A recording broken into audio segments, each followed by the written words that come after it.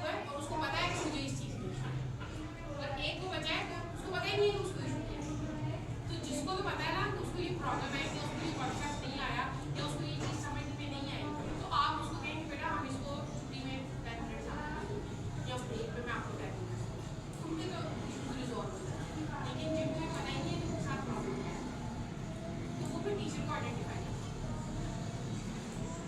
ठीक है, मैं बार बार अभी मेमोरी पैटर्न पे बात कर रही हूँ। ऐसे बच्चे क्या करते हैं, ऑब्जेक्टिव अटेम्प्ट करते हैं, शॉर्ट क्वेश्चन भी अटेम्प्ट करते हैं। अभी मैंने आपको रिमेनिंग एग्जाम्पल दी, उसमें एक लॉन्ग क्वेश्चन है, तो आप सोचिए ना कि अगर 12 मार्क्स का 3 मार्क्स का आपने ऑब्जेक्टिव किया और 24 मार्क्स का आपने शॉर्ट किया, तो आपको कितने नंबर मिले?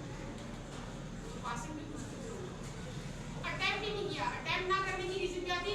याद नहीं आया। भाई कोई सवाल याद नहीं आया, ऐसा तो नहीं हो सकता कि कोई भी मैं आज भी इमीडिएटली लिखती हूँ ना, मेरे माइंड में क्या चलता है, O P E B D I D E N T L Y O B E N T, automatically ऐसे चलता है। तो क्या होता है कि इस तरह बच्चों को आता है, ठीक है। और एक चीज स्पेशली मॉन्टेसरी वाला है, इस चीज को याद रखें कि जब तक आप बुलवाएंगे नहीं बच्चे को नहीं आएगा, ठीक है। यहाँ पे हमारी क्या है, ब्रेन है। ब्रेन क्या करता है,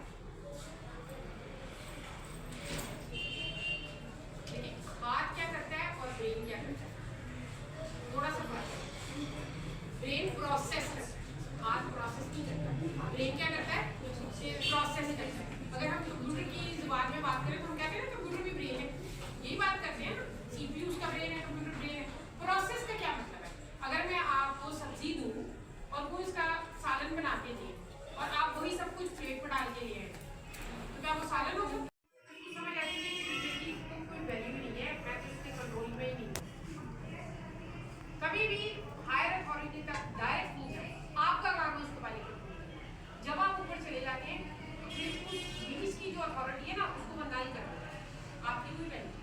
तो जो इस तरह के इशू है ना पढ़ाई के, उसको तो आप रिटर्न वे में करना, रिटर्न वे ये बेस्ट वे है, क्योंकि जब आप याद करके भी लिखते हैं ना तो आपका वो पक्का हो जाता है। और अगर आपने याद करके नहीं भी लिखा, देख के भी वो 2 दफा लिखेगा तो कुछ ना कुछ तो उसको जरूर जेब में रहेगा।